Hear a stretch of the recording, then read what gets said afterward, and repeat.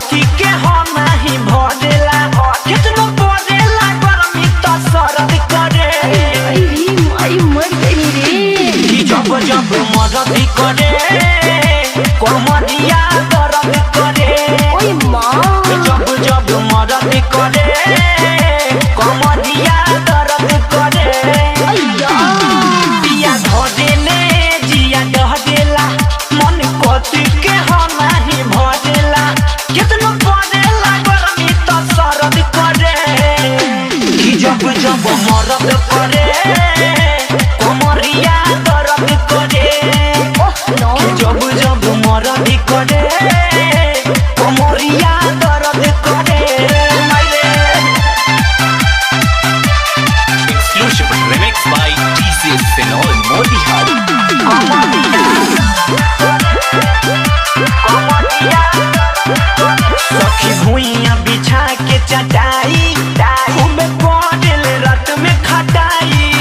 हम कहनी की देहिया टटाता तो बोली हले ऊपर में उठाई सखी भुइया बिछा के चटाई खूब पड़ल रात में खटाई हम कहनी की देहिया टटाता तो बोली हले ऊपर में उठाई छापी कितनो तक काम नहीं हरद करे जब जब मरद करे कमरिया दर्द करे जब जब मरद करे कमरिया दर्द करे